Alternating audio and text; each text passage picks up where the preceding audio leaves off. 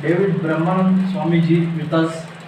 He is from Kashmir shaivism, and he basically is from he is a USA citizen, and he came to India in 1980 and took Diksha from Sri Muktananda Swamiji in the Siddha Lineage of belongs to Kashmir shaivism.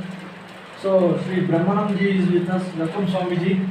Thank you for the invitation. I deeply appreciate it. So we are very glad Dr. Swamiji has given us chance to have an interview of, and he will share his opinions. So Swamiji, please tell about your philosophy, about your ideology to our viewers. Yes. So I was initiated by my Guru Swami Muktananda and initiated through a process called Shakti, which is a direct transmission of spiritual power from a guru to a disciple, which awakened my Kundalini and started a spiritual process. This is traditionally called Siddha Yoga, and the philosophy that most clearly reflects the teachings of Siddha Yoga is Kashmir shaivism. Now, this is the Shaivism, the branch of Shaivism that was taught in Kashmir. Abhinava Gupta was the popularizer. Some of the sacred scriptures, things like the Shiva Sutras, Vidyambhadava Tantra, Spandakarika, Bhaktivedanta Vidyayam, and it flourished from roughly the 8th to the 12th century in Kashmir. Most recently it was taught by Swami Muktananda and Swami Lakshmanju in Kashmir. The fundamental teaching of Kashmir shaivism is Chaitanyam Atma, that the nature of reality is consciousness, pure consciousness, that the nature of an individual being, the essence of who we are, is pure consciousness, and that there's only one consciousness in the universe. That consciousness we call Shiva, Shiva Shakti. It exists in everyone and everything, everywhere, without exception. And the purpose of a human life is to put an end to our suffering and to attain the full measure of bliss by knowing the self. So the dukkha nivritti paramananda prapti. So to know the self, to put an end to suffering, a permanent end to suffering, and to attain the full measure of bliss is the purpose of a human life. And the teachings and philosophy of Kashmir shaivism give us a blueprint. They show us a way.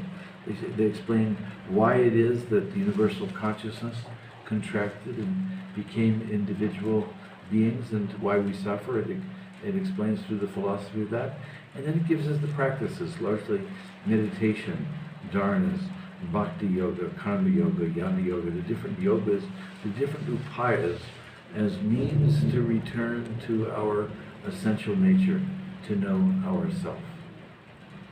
It's a monistic philosophy. I think many of you are familiar with the non-dual teachings of Vedanta as taught by Shankaracharya. It's not that different from Kashmir shaivism. Shaivism simply adds another understanding on top of that everything is consciousness. So it includes even Maya. So in Vedanta we talk about Brahman alone exists and the world is an illusion and the individual soul is none other than Brahman. Shaivism says that even the illusion, even Maya, is a Shakti of Shiva, and it's the divine will for his own sport that he willingly contracts his Shaktis and contracts himself to become an individual human being. So this is radical non-dualism. It says it's a monistic philosophy. It says there's only one. Everything is Shiva. Everything is Shakti. The two of them are inseparable. Shiva's the light of being itself, and Shakti is the awareness of that being, Prakasha and Vimarsha. So the essence of the universe is the light that shines forth, and this light is conscious of its own being. So we can think of Shiva as I, and Shakti is the awareness I am. And so in this tradition, Shiva and Shakti are inseparable. This Shiva and Shakti resides within each of us as our true self. So the core teaching that I received from Muktananda was meditate on yourself. Meditate on the Atman. honor yourself, love yourself. Meditate with the awareness that God, by whatever name you call it, whether it's Shiva or Brahman or Allah or God, that supreme being dwells within the hearts of every human being, and we need to recognize that. I say meditate on yourself with the awareness that God dwells within you, as your true self. So we are at Dharmakot. Swamiji is conducting here retreat at a hills of 2080 feet above sea level. So it is close to Dharmashala. This is called as Dharmakot. And Swamiji is used to take retreats, make retreat programs, and he is having a retreat center at Italy. Swamiji, please tell how you first of all came to know about this. You were attracted to the Kashmir shaivism in the initial stage. How you could know this? There is a shaivism because you are a USA citizen. Then how you could able to know that there is a Kashmir shaivism? I have to take the initiation in Kashmir shaivism. How you get that motivation? Well, at the age of 18, I started seeking. I was raised a Roman Catholic, and at the age of 18, I began to question some of the teachings. It just didn't seem to make sense to me at a deep level. So I started traveling. And from the age of 18 to 25, I visited more than 70 countries. I studied and practiced all the world's religions. I went to school in France and studied Catholicism and Christianity, and in the Middle East I studied with a Sufi master, so I studied Islam and practiced the Sufi tradition. In Japan, I lived in a Zen monastery and did the Zen Buddhist practices. I studied esoteric Christianity. I was a real true seeker. And then at the age of 25, Muktananda came to the United States, and I was invited to meet him. I was given the opportunity to have a private darshan with him. And in that darshan, spontaneously, without my really even knowing what it was, Muktananda gave me Shaktipat. I was seated in his presence. He touched me with his peacock feathers. He looked at me in the eye, transmitted a light, and in the moment of meeting him, I was suddenly in samadhi. I felt as if the light penetrated my heart opened wide, and I felt such love. I felt love for everyone and for everything, and I knew in that moment that I'd found what I was looking for. So I made the choice in that moment to let go of my previous life, my career, my possessions, my home, and to spend the remaining years of Muktananda's life with him. So I lived with Muktananda for 7 years, did his daily sadhana with him, meditated daily, performed selfless service, traveled with Muktananda when he, on 2 of his world tours, he traveled the world, and I became part of his staff and eventually became one of his teachers. And finally one day when we were in Los Angeles, he said, I want to give you sannyas. This was in 1980. At the age of 30, I took sannyas and became a teacher of this lineage. And Muktananda then instructed me how to give Shaktipat on his behalf, and so I've been teaching now for 42 years. So Swamiji traveled all over the world. Nearly he traveled 70 countries and know all the traditions, all the cultures. But he took the initiation from the Muktananda Swamiji. That's why he came into Kashmir shaivism. So it was Swami Muktananda that really introduced me to Kashmir shaivism. And when I arrived in the ashram, he was publishing a book called Siddha Meditations, which was his commentary on the sutras, his favorite sutras from Kashmir shaivism. He wrote a book called Siddha Meditations, and in that book he did commentaries on the Shiva Sutras, the Pratyabhidna Hridayam, Spandakarika, Vidyambhairava Tantra, Alini Vijaya Tantra, Netra Tantra, Swachanda Tantra, Guru Gita. And so this is actually what we're studying here in Dharmakot right now, is we're reading from his commentaries on these sacred texts, and then I do commentaries on his commentary. And we have a very interactive Sangha where questions and answers, where we do the true traditional Jnana Yoga of Kashmir shaivism. We study the sutras in depth through the teachings. We call it Shravana. We then discuss it in great detail. Man and I answer all the questions. Then we end in silent meditation. So we have satsang here every day from 11 to 1 o'clock in the morning here in Dharmkot, which is the highest part. We're in Upper Dharmkot, so above Dharamshala, high in the mountains. It's idyllic retreat. And in the evenings, we do bhakti yoga. We do kirtan each night. We have a wonderful kirtan band, and we perform here together every night. So, and it's an open format.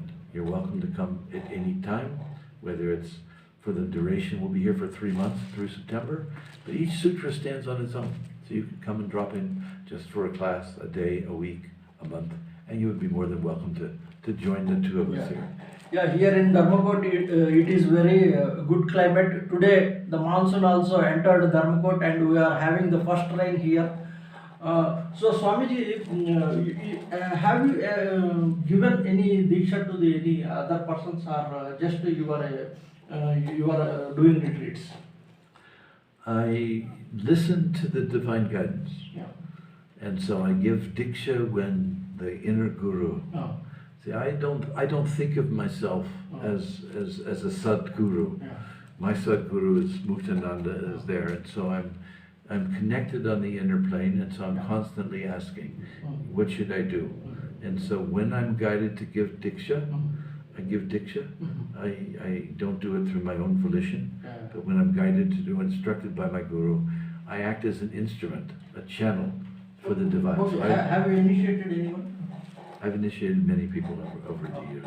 So Swamiji will also initiate those people who are, but according to the divine order, but not according to his will, but he will initiate the people according to the divine order. So during this retreat, Yeah. I've already initiated some people into mantra diksha, and I'm considering at the end of the retreat maybe having a formal Shaktipat diksha. So I'm waiting for the instruction from my guru whether to hold that sacred ceremony or not. Swamiji, I have one small question. What actually Kashmir shaivism philosophy about Nirvikalpa Samadhi? Nirvikalpa says, yes, this is the goal. Yeah. How it is defined Nirvikalpa Samadhi? Well, in Kashmir shaivism, they talk about 144 levels of samadhi. So savikalpa samadhi in this tradition is when there's an objective perception or there's something to perceive. Nirvikalpa is really the state of entering into Paramashiva. It's anuttara. So nirvikalpa samadhi is formless, nameless. There's no prakriti. There's nothing to experience outside of consciousness itself. Whereas savikalpa samadhi is when there's still a mantra or some pulsation, some form that's existing there. So, Swamiji, you told that you are having a retreat center in Italy. What type of retreat you will do? You will do this Kashmir shaivism only, or other traditions also in Italy? Well, this retreat center existed before I was there. It's called Simple Peace Retreats. Bruce and Ruth Davis are the founders of the retreat. It's been written up in many magazines and newspapers as one of the 10 best meditation retreat centers in the world, alongside the Dalai Lama and Thich Nhat Hanh and others. So it's a very well-known retreat center, and it's based on silent meditation. The teachings there largely center around the teachings of St. Francis of Assisi. While I was there, I brought the teachings of Kashmir shaivism and blended them with the teachings of St. Francis, but without using the Sanskrit words. So it's largely a silent retreat based on meditation. So what we do in Italy is 1 hour of meditation in the morning, 1 hour of meditation as a group in the evening, and during the day we would do yatras to the holy places. We would do pilgrimages to the holy places of St. Francis and St. Clair. By the way, Meher Baba had a cave in Assisi where sometimes I would take some of my students. Meher Baba each year would come and do a silent retreat in Assisi. So you personally meet him? I never personally met him, but we would go to the cave where he meditated in that cave. many caves there. St. Francis had his own personal cave, and all the monks and disciples would go and fast and spend time in the darkness, in the silence. Silence is a very big part of that tradition, the silent meditation. It leads naturally to nirvikalpa samadhi. So you were part of that retreat? I was the spiritual director for 5 years. When I came to India in the year 2020, and when COVID hit, we closed our retreat center, and I stayed here in India. So I've stayed here for 2.5 years now, and I'm intending to stay. I just recently got a special visa. The governor of Maharashtra, Governor Koshari, wrote a letter asking that I be granted the opportunity to stay, because I'm working on a project to bring meditation and the practices of Vidyanbhairava Tantra and the philosophy of Shaivism into every school in India.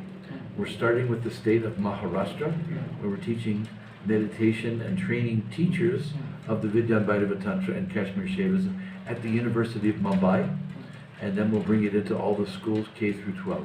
So I'm working on a project to bring meditation into every school in India, K through 12, as well as making it available through the university.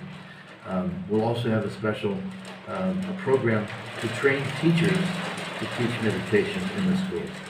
So government of Maharashtra has approved Swamiji and invited him to join the Mumbai University to teach meditation.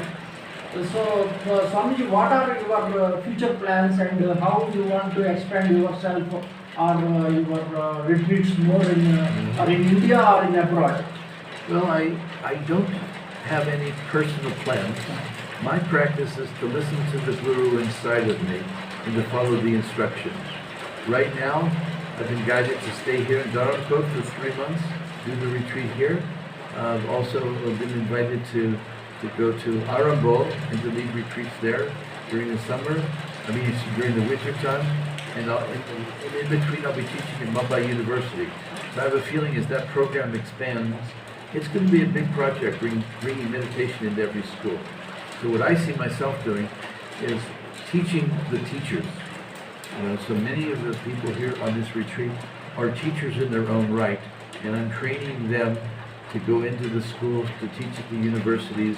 We'll teach some classes in English, some in Hindi, Sanskrit, Marathi, the different languages. So I have teachers that speak a variety of languages. And I see my role now. I'm getting old. I'm 72 now. I don't know how long I've been around. My function right now is to begin to train the teachers who will teach the next generation. That's my passion. So Swamiji will give teachers training also, so that they become teachers and train more people in the meditation in the form of Kashmir shaivism lineage. So Swamiji, thank you very much. Thank you very much for joining us and giving your valuable message to our viewers. Well,